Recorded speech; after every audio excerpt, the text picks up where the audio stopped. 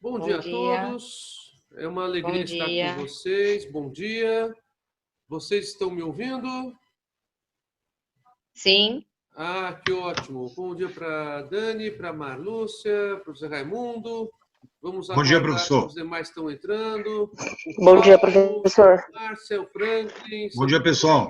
Bom dia para todos. Bom dia, Dani. Todos. Bom dia, Marlúcia. Bom dia, Paulo, Márcia, Franklin, Mário. Bom dia, José. Bom dia. Bom dia, pessoal. Espero que vocês, assim como eu, tenhamos uma excelente semana. Temos trabalhado em casa, mas isso pode até cansar um pouquinho, mas é para o nosso bem, sabe disso, né? Bom dia, Janilda, tudo bem? Bom dia. Quem mais que entrou aqui? Vamos ver aqui no nosso chat. Quem mais? Vamos ver aqui. Então, bom dia. Tudo bem, Janilda? Acabei de te ver aqui. Vamos ver. O Alessandro. Oi, Alessandro. Vanessa também. Bom dia, professor. Bom dia. Bom dia, professor. Tudo bem com você? Bem, professor. Oi, pois não? Oi, Alessandro. Pode falar. Bom dia, meu querido. Tudo bem com o senhor? Tudo bem. E você? Tudo em ordem? Tudo bom? Melhor agora, professor. Bom dia, professor. Bom, gente, eu estava conversando poucos minutos antes da aula com a representante de turma de vocês a respeito das notas da P1, tá?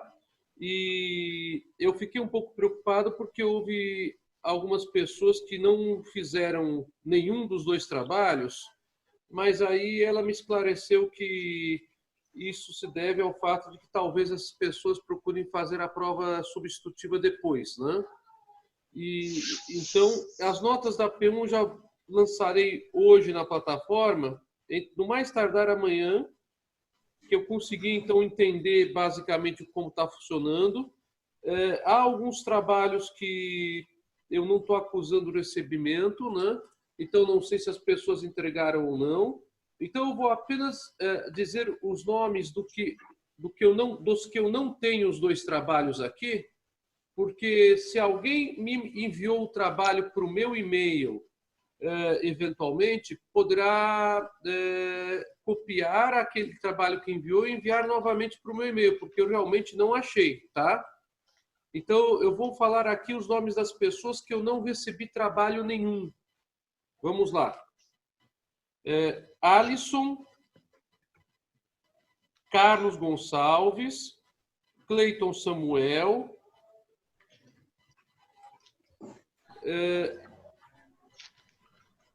Karen, Larissa Moreno, Marlúcia Rezende e Tauane. Esses eu não recebi trabalho nenhum, tá? Eu estou desconsiderando 3 pessoas aqui que já foi conferido, entraram no sistema e a representante de turma de vocês já me falou que essas 3 pessoas nem mais estão frequentando as aulas mesmo. Porque o sistema acusa há quanto tempo que vocês não entram. Eu tenho aqui um exemplo aqui. Olha, vou dar um exemplo da própria representante de turma, que não vai ser problema nenhum, que ela sempre entra. A última vez que ela entrou faz 8 horas e 44 minutos no sistema. Então, estou dando um exemplo dela porque é um exemplo de uma pessoa que tem entrado assiduamente no sistema. Mas tem gente aqui que não entra, eu não vou citar o nome da pessoa por uma questão de educação, mas tem uma pessoa aqui que não entra há 48 dias. Quem não entra 48 dias no sistema não está fazendo absolutamente nada, né? Então, eu só estou falando para vocês isso porque o sistema acusa e não dá para a gente fazer qualquer outro tipo de tentativa porque essa pessoa vai repetir por falta. Tá? Então, estou dando essas informações iniciais para vocês porque eu sempre tenho falado, entrem no sistema durante a aula nossa. Vocês estão lembrados? Eu tenho falado isso. Então, são essas pessoas que estão me preocupando um pouco. Com relação às que não fizeram nenhum dos dois trabalhos, ou pelo menos não recebi nenhum dos dois, são essas. Há, no entanto, algumas pessoas que não fizeram o primeiro trabalho, mas fizeram o segundo, que é a P1, né? Então, quem não fez o primeiro trabalho, pelo menos que eu não recebi, se fez, por favor, envie com um e-mail mostrando a data que foi feito o trabalho. Então, eu não recebi o primeiro trabalho da Beatriz, do Cristiano, do Gilpérmio, da Isabela, da Jade, do Luiz Gonçalves, da Maria Mouta, do Robson Costa. E eu não recebi o segundo trabalho da Sabrina e da Vanessa. Tá? Então, são essas pendências que eu tenho aqui. E eu sinto muito que eu tenho que fechar as notas e passar a régua nesse bimestre e seguir em frente, né? Tá bom? Bom, vocês têm alguma colocação a fazer sobre essas observações que eu acabei de falar com vocês? Que eu preciso... Ô, Dani. Pois não? Dá um auxílio a Patrícia que ela não está conseguindo entrar. A Dani. Ah, Dani, a Patrícia ela está tentando entrar e não está conseguindo entrar.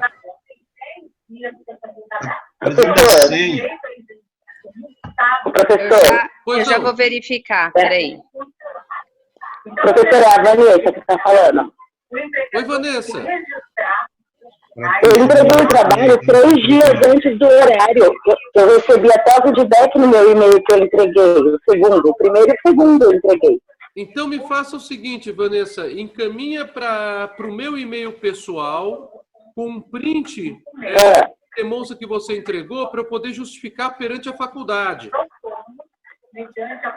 Tá bom. Você tem meu Eu e-mail? entreguei e faltava 3 dias para fechar.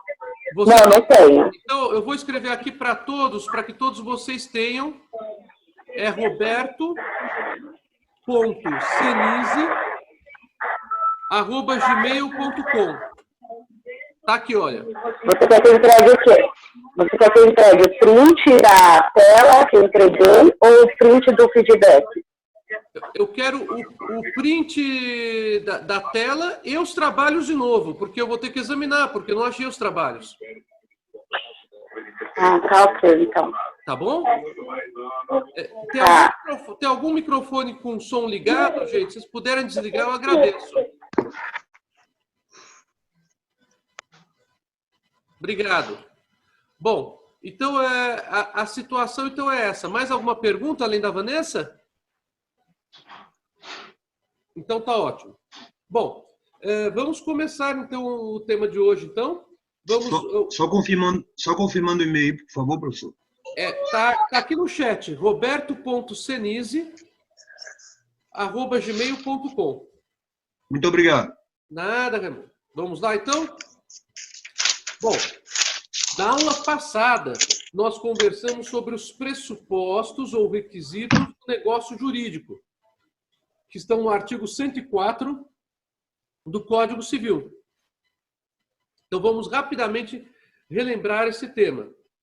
Os pressupostos são agentes capazes, sujeitos capazes, objeto lícito e forma permitida ou não proibida por lei. Aí conversamos rapidamente sobre a questão da capacidade para se celebrar atos e negócios jurídicos. Quando falamos que houve uma modificação muito grande nos artigos 3º e 4º do Código Civil, por conta de um estatuto, de uma lei federal, que se chama Estatuto da Pessoa com Deficiência, que vocês, inclusive, já tiveram no semestre anterior, com a professora Janaína. E aí conversamos, ainda na aula passada, que subsiste a questão da menoridade, da incapacidade absoluta para aquele que é menor de 16 anos e da incapacidade relativa para aquele que tem 16 ou 17 anos incompletos. Aí, na ocasião, falamos sobre as possibilidades de emancipação tanto a emancipação voluntária, que é aquela dada por escritura pública pelos pais, como também a emancipação legal, que são aquelas hipóteses previstas no Código Civil. As hipóteses relativas ao registro em carteira de emprego, sociedade, a pessoa se torna sócia de sociedade empresária, a pessoa que vem a se casar. Falamos também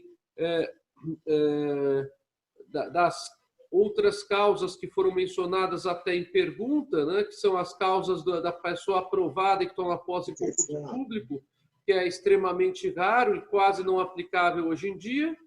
Falamos também com relação à hipótese do militar, que o militar, na verdade, ele tem uma incapacidade diferente, né? A incapacidade cessa aos 17 anos e não aos 18. Falamos que a incapacidade civil também não se confunde com a incapacidade penal e que falamos também que não se confunde a incapacidade civil com a incapacidade eleitoral, já que a capacidade eleitoral se adquire aos 16 anos apenas para o exercício de direito de voto, não para o exercício de direito de ser votado. Bom, aí falamos sobre o objeto lícito, que além de lícito deve ser certo e possível. Explicamos sobre a possibilidade física e jurídica do objeto. E falamos que o objeto ilícito é aquele de circulação vedada pela lei. E, por fim, falamos da observância das formas, quando lembramos que a maioria das formas previstas na nossa legislação é a da liberdade de formas, ou seja, as pessoas podem livremente decidir se celebram um ato ou um negócio jurídico por escrito, pela forma verbal, até mesmo por sinais, símbolos ou criptografia, algo que é muito comum atualmente nos contratos eletrônicos. Mas aí frisamos que quando a lei exigir uma determinada forma, esta é que deverá ser observada, porque se esta forma não vier a ser observada, haverá nulidade do ato ou do negócio jurídico. Enfim, nós terminamos a aula passada sobre pressupostos do ato ou negócio jurídico, enfatizando que a sanção, isto é, a pena civil que é dada pelo descumprimento de um desses pressupostos é a pena de nulidade. Então, eu tenho que ter presentes esses três pressupostos: capacidade dos agentes, objeto lícito e observância da forma quando a lei exigir determinada forma.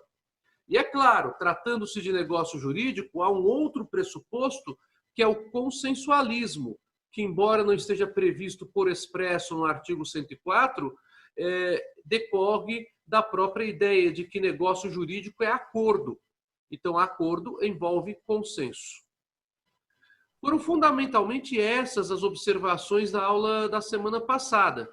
E eu gostaria de perguntar para vocês se vocês têm alguma dúvida a respeito. A matéria está no artigo 34, no artigo 34 não, no artigo 104 e no capítulo 34 do meu curso de Direito Civil. E vocês encontram, obviamente, em qualquer curso de Direito Civil essa matéria. Vocês gostariam de fazer alguma pergunta a respeito dessa matéria? Lembrem que é uma matéria que cai muito em exame de ordem, concurso de estagiário, quem eventualmente quiser ser estagiário do Ministério Público, da magistratura, Defensoria Pública, né? Então, é uma matéria bastante frequente esta em exames e em concursos.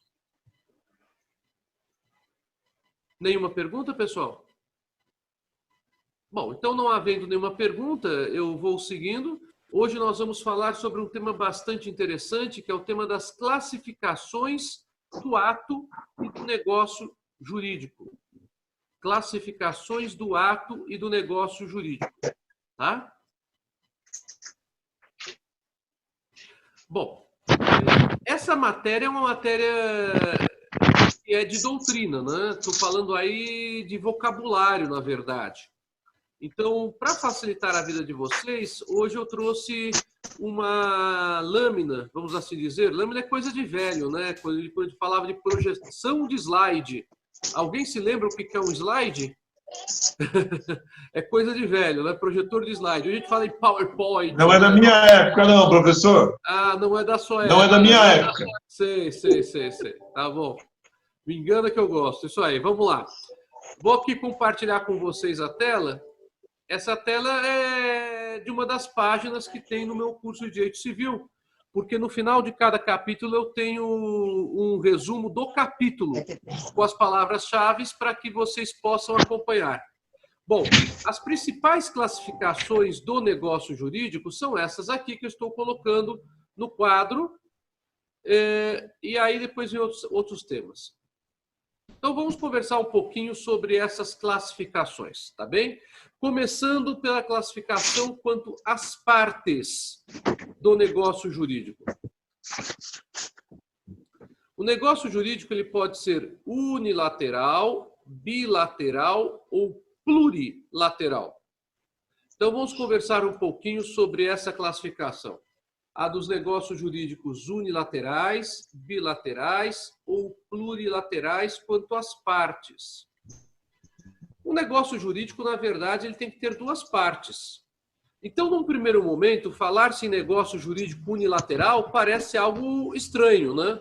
Porque unilateral só diz respeito a uma parte. Realmente, agora, se imaginarmos que o negócio jurídico ele pode ser iniciado por uma parte, dependendo a sua eficácia da concordância da outra parte, nós podemos dizer que esse negócio jurídico ele ainda não tem efeitos, ou seja, é um negócio de eficácia contida. O que é um negócio de eficácia contida? Ele só terá efeitos quando houver concordância da outra parte. Qual que é o grande exemplo de negócio jurídico de eficácia contida que nós temos no direito brasileiro? É o dos testamentos. Os testamentos são negócios jurídicos que não têm efeitos senão após a morte do testador. Então, para que eu tenha um testamento, é óbvio que a pessoa tem que elaborar as cláusulas do testamento quando ela está viva. Não se aplica aqui nenhuma visão então espiritualista do assunto de que a pessoa vem do além e faz um testamento, né? As questões anímicas ou espiritualistas, normalmente, elas não são reguladas pelo direito, tá? Então, o testamento, ele é elaborado, obviamente, por uma pessoa que está viva. Só que o testamento, ele não tem efeito jurídico nenhum, a não ser que ocorra a morte da pessoa. E aí, a partir do exato instante da morte, os beneficiários do testamento são chamados a dizer se concordam, se aceitam o benefício do testamento ou não. Então, o testamento é um acordo. Percebam bem, não é um contrato. Por que não é um contrato? Porque o testamento só tem efeitos depois que uma das partes morre. Já o contrato tem efeitos com ambas as partes vivas. Perceberam a diferença? O testamento não. Ele apenas tem efeitos quando uma das partes vem a morrer. E aí a outra será chamada a dizer se concorda com os termos do testamento ou não. Por isso, fala-se que o testamento é um negócio jurídico unilateral quanto à sua formação, porque é um negócio jurídico de eficácia contida. E a eficácia do testamento apenas ocorrerá a partir do exato instante em que o testador vier a falecer. Isto é, a partir do exato instante em que o testador se tornar de cujos. Escrevi de cujos no chat para vocês novamente, porque é muito comum o aluno no início do curso escrever de cujos errado. Se escreve desse jeitinho que está aí no chat. Tá bom? Então, essa é a ideia de negócio jurídico unilateral. Não é que eu não tenha duas partes, eu tenho duas partes. Só que a segunda parte só dirá se concorda com o negócio jurídico a partir do instante em que esse negócio jurídico tem efeitos. E o negócio jurídico só tem efeitos com a morte de quem elaborou o testamento, com a morte do testador. Já negócios jurídicos bilaterais são a grande regra do sistema jurídico. O que é que são negócios jurídicos bilaterais? Negócios jurídicos bilaterais são aqueles em que ambas as partes em vida acabam celebrando esse negócio. Há vários negócios jurídicos bilaterais.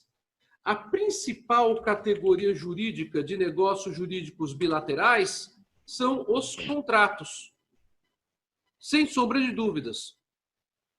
Então, percebam vocês, contrato e testamento não é a mesma coisa. Isso já fica claro para vocês, né? Muito embora os contratos, assim como os testamentos, sejam negócios jurídicos.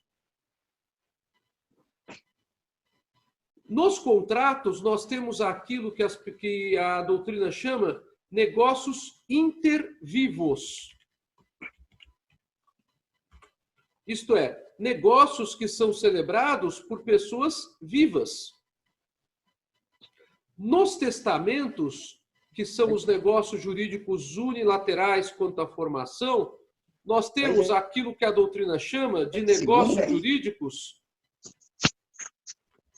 mortis causa.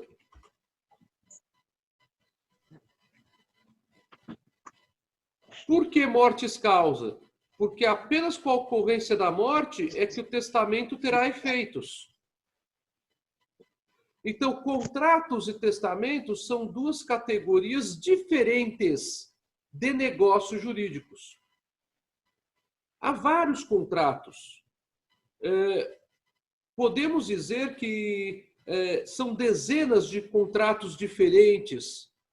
Muitos desses contratos estão previstos na lei, com um regime jurídico previsto todo na lei, e outros não. Outros são criados pela liberdade que o direito contratual confere a cada pessoa. Então, há muitos mais contratos do que negócios jurídicos, que sejam testamentos. Então, o negócio jurídico é o gênero. Contratos e testamentos são espécies. Mas há ainda outra categoria de negócios jurídicos que não são nem contratos e nem testamentos. Estou me referindo aos negócios com anuência de terceiro ou com homologação de terceiro. Negócio, isso é errado, não é som, é com, tá? Eu escrevi errado sem querer. Então, há negócios jurídicos que necessitam de homologação de terceiro para terem efeitos. É o que acontece, por exemplo, com o casamento civil. Não haverá casamento civil se não houver a homologação para que esse casamento tenha efeitos jurídicos. Quem dá esta homologação é o oficial do cartório de registros civis, que se chama juiz de paz. O juiz de paz não é, portanto, um juiz de direito. Não fez concurso para a magistratura. Ele é oficial público, concursado de cartório de registros civis. Ou quem responde por substituição no lugar desse oficial de registros civis. O oficial de registros civis é quem preside o casamento civil.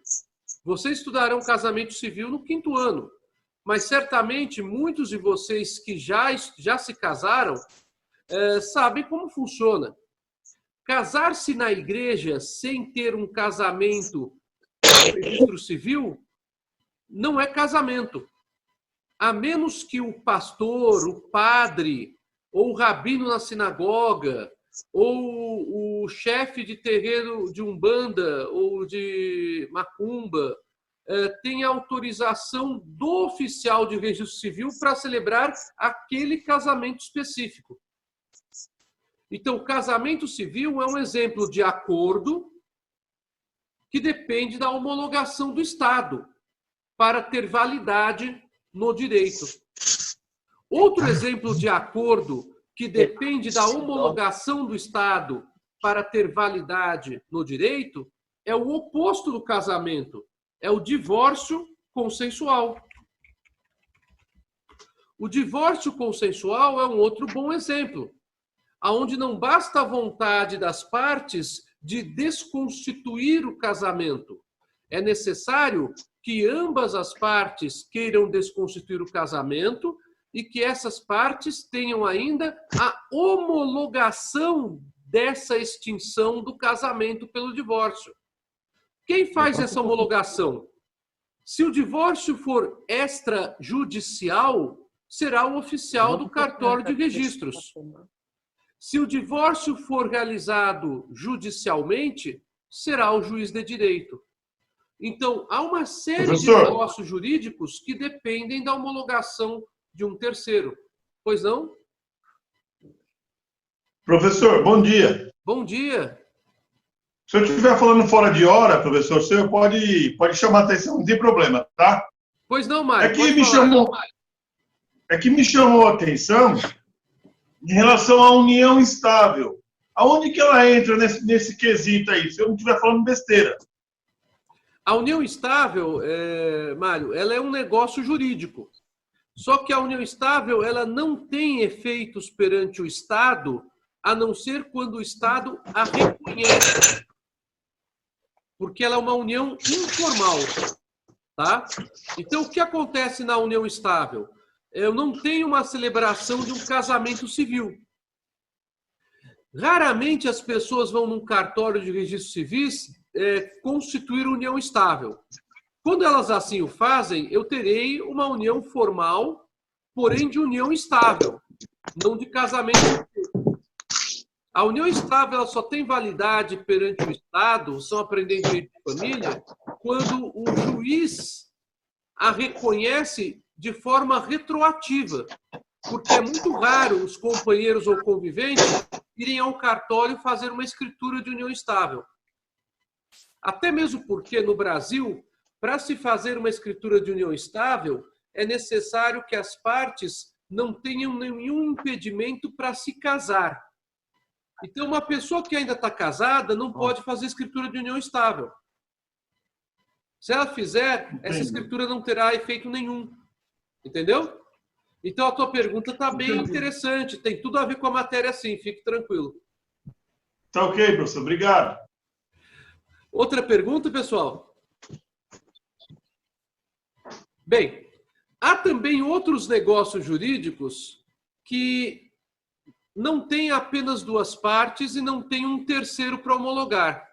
Aí eu estou me referindo aos chamados negócios jurídicos plurilaterais. Escrevi aqui. Negócios jurídicos plurilaterais. O que são os negócios jurídicos plurilaterais? São aqueles onde eu tenho várias partes com interesses comuns. Então, é o caso dos contratos de sociedade, dos contratos de consórcio, dos contratos de planos de saúde, dos contratos de seguro em grupo, porque nesses contratos eu tenho várias pessoas que cotizam entre si, isto é, fracionam entre si o valor de seguro, o valor de compra de um carro, por exemplo, no consórcio, o valor de um plano de saúde, para que todas tenham cobertura de acordo com os riscos assumidos pela companhia de seguros, pela administradora de consórcio, ou mesmo pelo seguro-saúde. Esses tipos de contratos, eles são chamados de negócios plurilaterais, porque, na verdade, eu não tenho, em tese, apenas duas partes. A gente sempre estudou, desde o início do curso da faculdade, que o direito regula relações jurídicas. E a melhor forma da gente explicar relação jurídica em sala de aula vocês viram no semestre passado com a Janaína e viram comigo no início do semestre, nas aulas presenciais ainda, é a ideia de que toda relação jurídica tem duas partes. Uma parte de um lado, outra parte do outro, e um objeto que diz respeito a essa relação jurídica, onde há um vínculo que vincula uma parte à outra. Nos negócios plurilaterais, eu não tenho essa ideia de bilateralidade. Eu tenho mais de duas pessoas. Imaginem vocês um grupo de consórcio. Um grupo de consórcio que funciona para que todas adquiram um carro. A cada mês, uma por lance, outra por sorteio. Então, se são 48 pessoas e eu tenho essas 48 pessoas pagando em 24 parcelas o valor de um carro que cada uma delas terá, eu terei 2 carros entregues por mês. Deu para acompanhar o raciocínio? Então, eu não tenho um contrato que envolve apenas aquele consorciado com a administradora de consórcio. Eu tenho interesses comuns a esse contrato de todos os outros 47 consorciados. Por isso se fala que o contrato de consórcio, embora seja bilateral com a administradora, ele envolve interesses comuns com outros 47 consorciados nesse exemplo que eu dei. Então, aí fala-se em contrato plurilateral. Então, eu tenho a possibilidade de negócios jurídicos bilaterais e de negócios jurídicos plurilaterais. Esta é a primeira classificação. Vamos voltar à nossa telinha para vermos qual é a segunda. Quanto à titularidade, essa eu já expliquei para vocês, né? O que é negócio jurídico intervivos? É aquele negócio jurídico que tem efeitos já quando as pessoas estão vivas. A grande maioria dos negócios jurídicos diz respeito às pessoas enquanto estão vivas. Os contratos em geral, os negócios jurídicos que dependem de homologação de terceiro, os negócios plurilaterais que eu acabei de falar para vocês. Mas nós também temos os negócios causa-mortes ou mortes-causa. Pode escrever tanto da forma que eu escrevi no chat, como da forma que está aqui no quadro resumo do capítulo. O que é o negócio jurídico causa-mortes ou mortes-causa? Aquele que tem efeitos apenas com a morte de uma das partes. Por isso que são os testamentos que estão aí incluídos. Uma terceira classificação é a dos negócios jurídicos quanto à onerosidade. Quanto à onerosidade, os negócios jurídicos poderão ser onerosos ou gratuitos. O que são negócios jurídicos onerosos? São negócios jurídicos que acarretam a disponibilidade patrimonial. Ou seja, haverá transferência de patrimônio para ambas as partes. Então, fala-se em negócio jurídico oneroso quando as partes têm transferência de patrimônio a efetuar. A grande maioria dos negócios jurídicos é a de negócios jurídicos onerosos, porque o maior universo que existe de negócios jurídicos, como já falei para vocês, são os contratos. E a grande maioria dos contratos são de contratos onerosos, onde ambas as partes transferem patrimônio.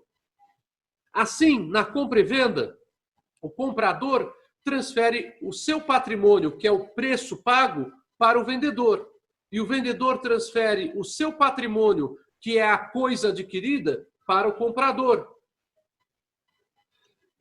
Na locação de imóveis, a mesma coisa acontece, porém a transferência é provisória do bem, porque o locatário ou inquilino não está adquirindo a coisa para si, só está obtendo o direito de se utilizar da coisa durante o período de contratação.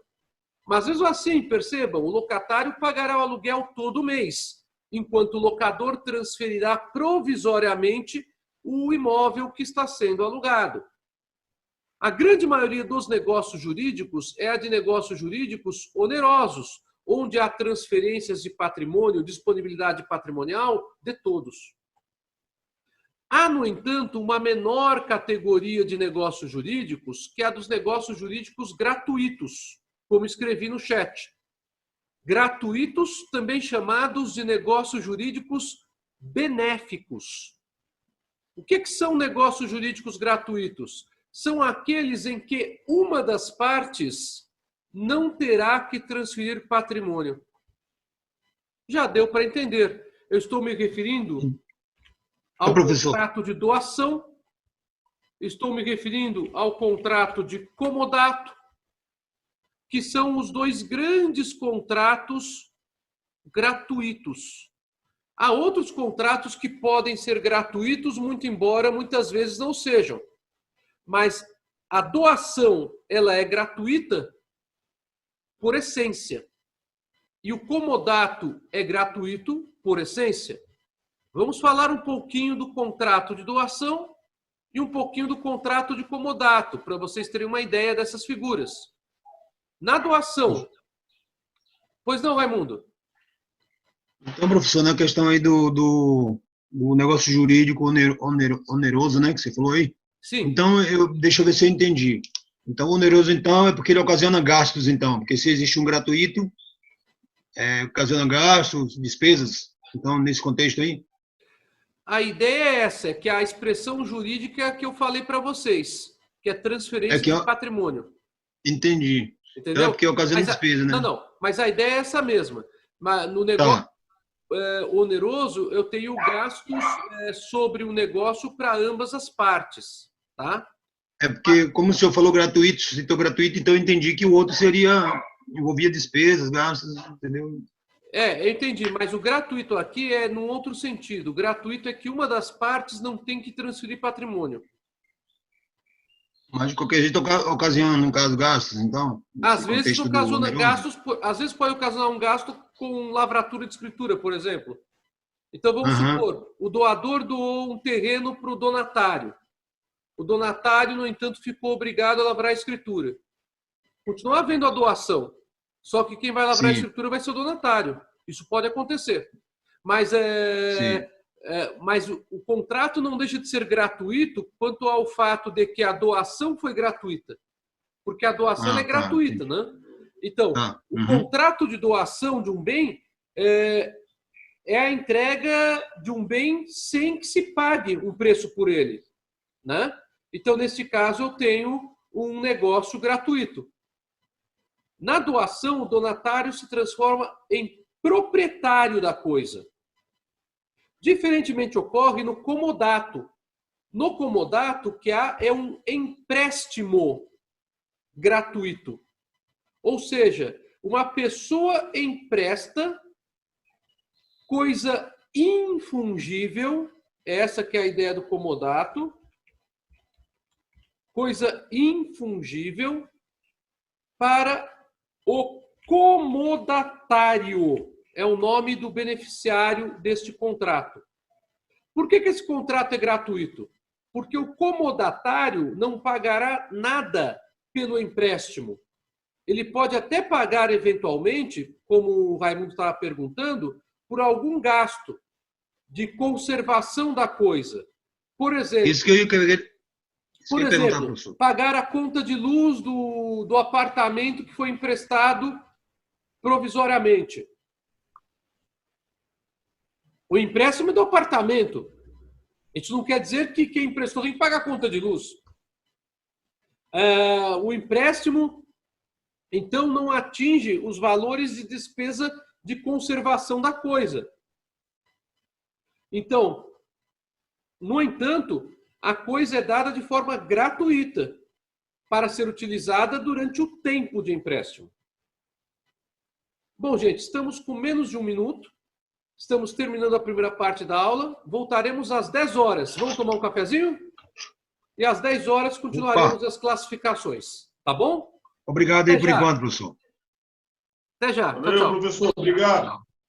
Professor, Oi. o senhor só repete o seu e-mail, por gentileza? Seu e-mail? Roberto.senise@gmail.com. Obrigado, professor. Nada, até já. Professor,